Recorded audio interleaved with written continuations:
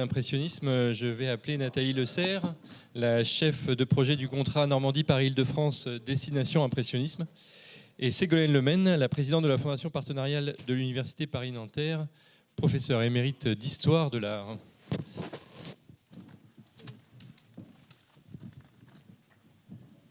Nous allons donc terminer avec quelques belles images.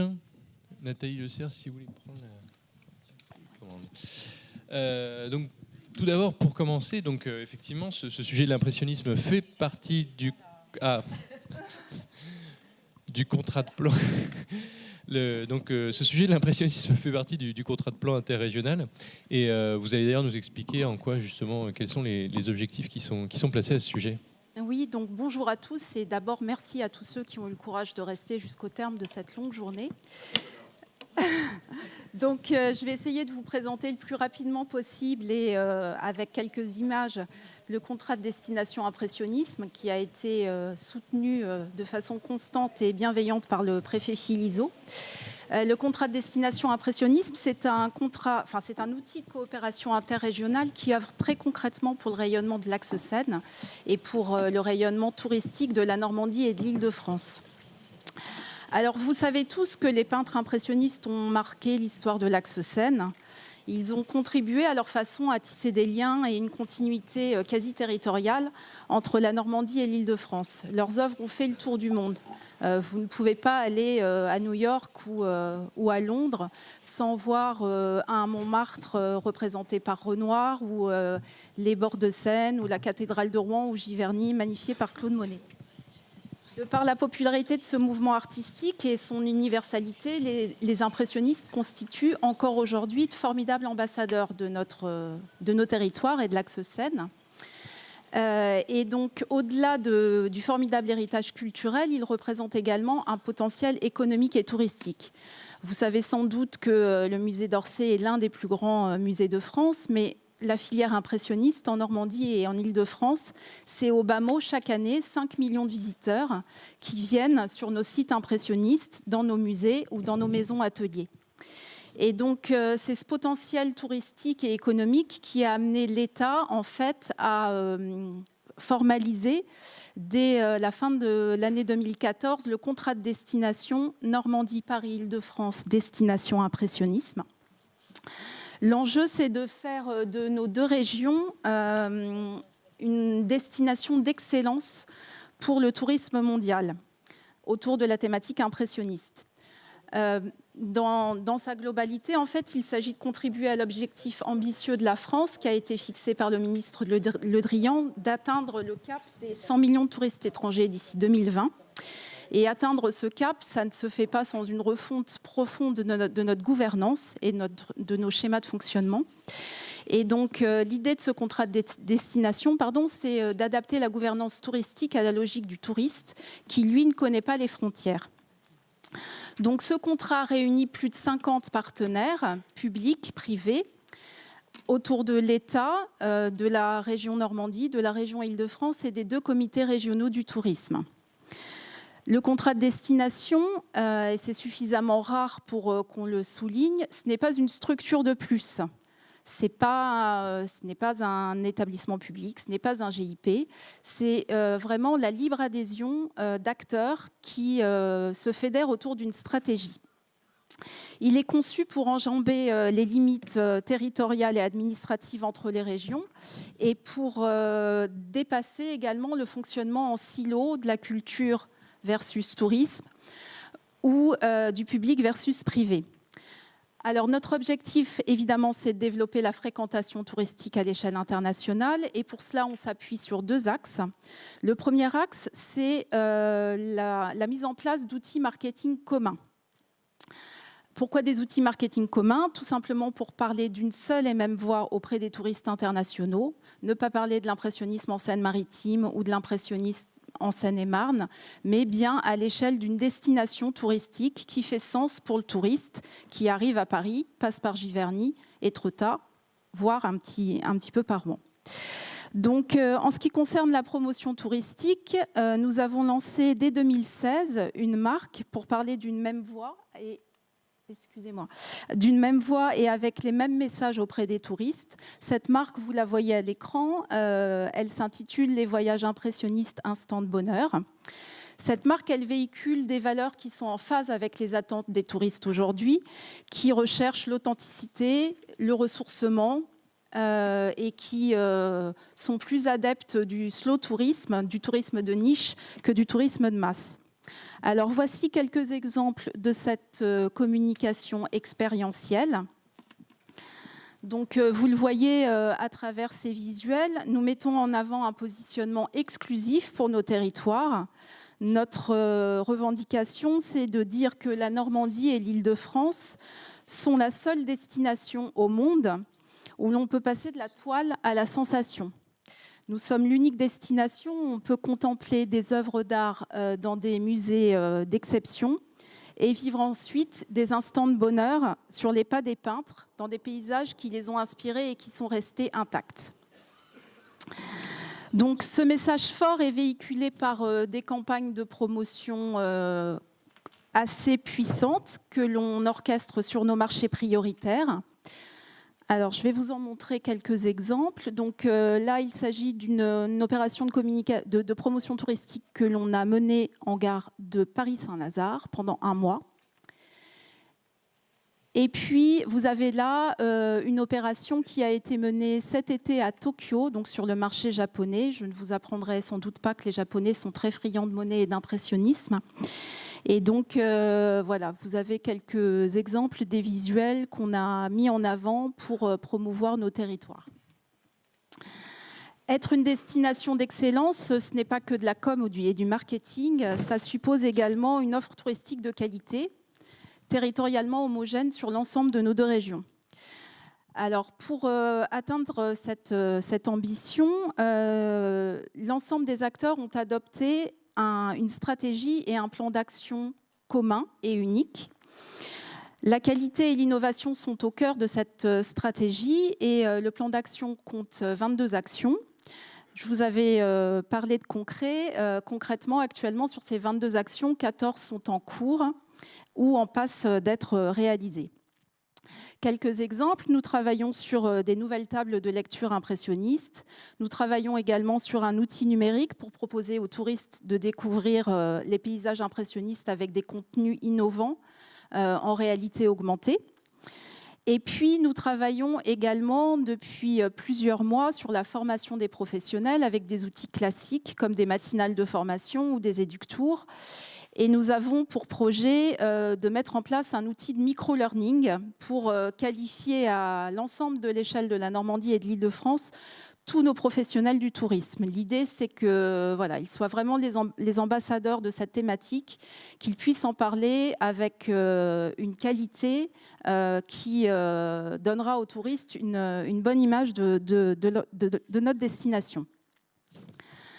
Concrètement également, pour développer de façon territorialement homogène l'offre touristique, dans les tout prochains jours, la région Normandie et le comité régional de Paris-Île-de-France proposeront à l'ensemble des territoires impressionnistes que vous avez vus sur la carte tout à l'heure un accompagnement personnalisé pour leur permettre de coordonner sur le terrain leur parcours client. L'idée, c'est vraiment de mieux coordonner l'offre touristique et de progresser pour garantir aux touristes une chaîne de valeur parfaitement fluide et qualitative.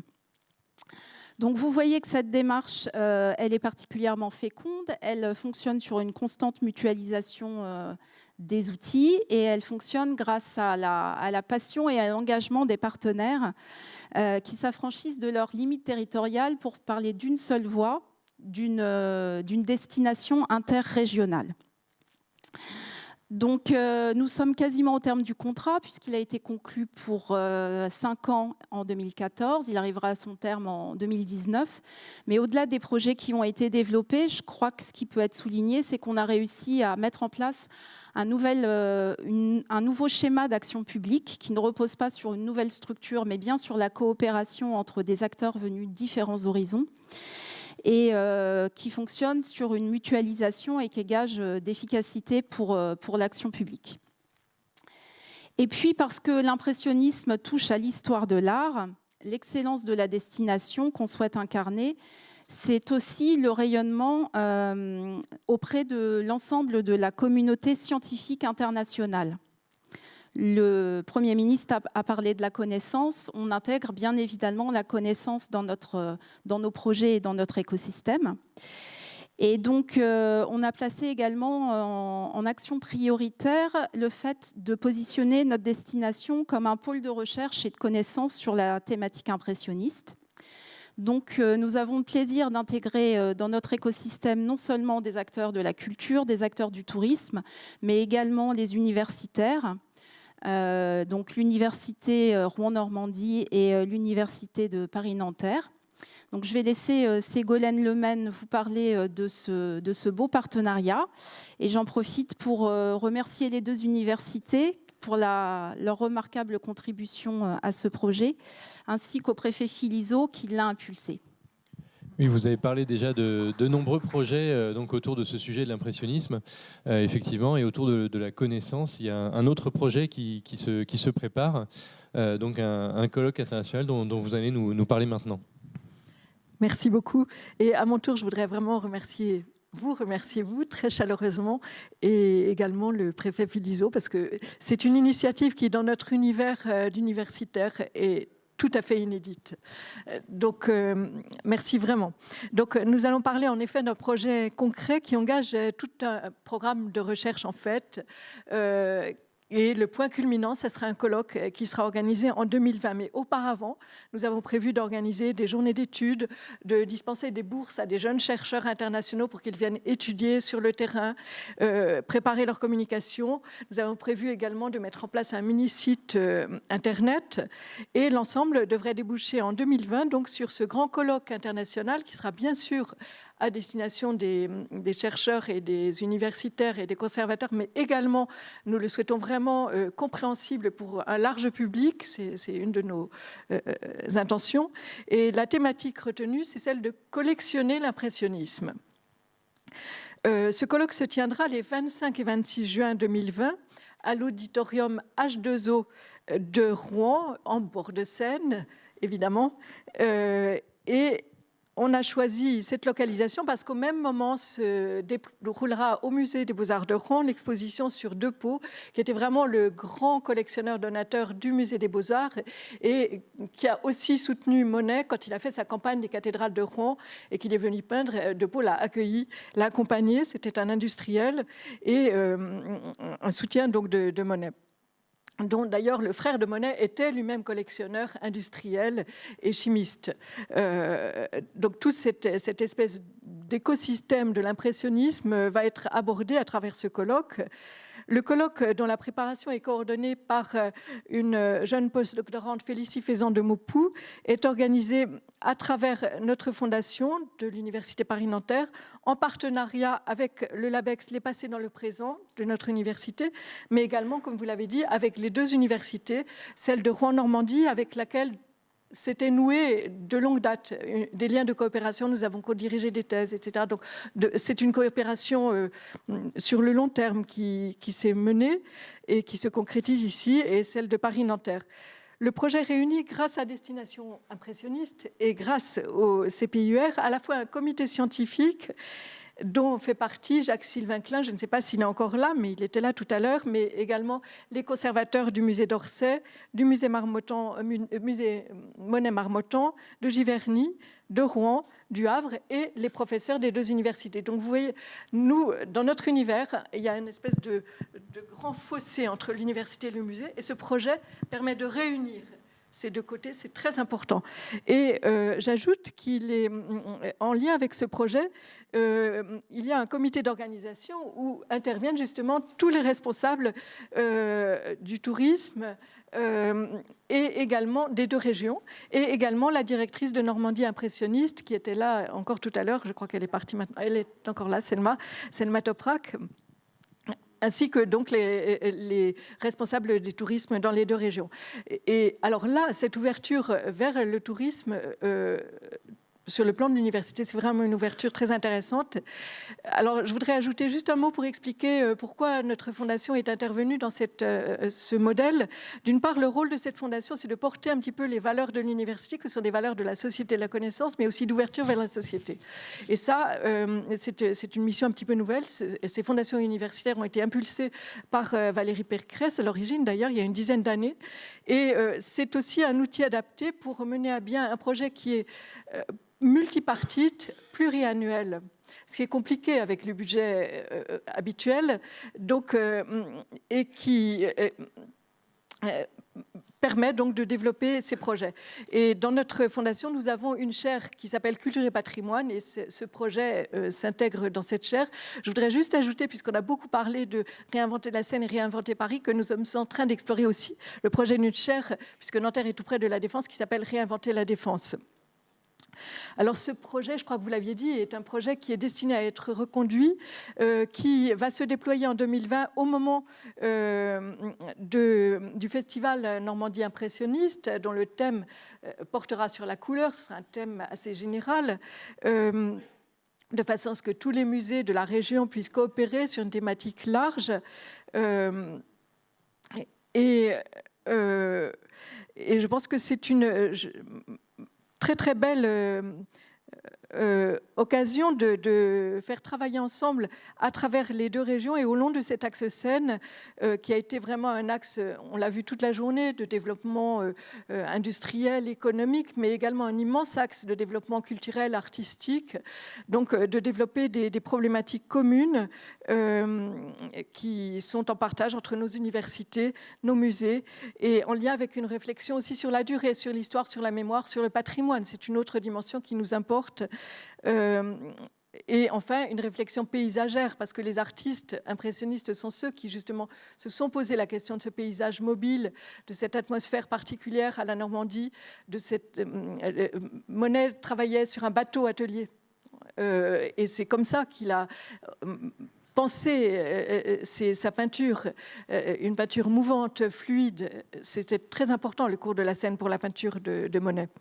Donc, est-ce que j'ai 2 mots pour dire quelque chose sur le colloque lui-même ou c'est fini? Oui, allez-y, 2 mots, ça tient toujours.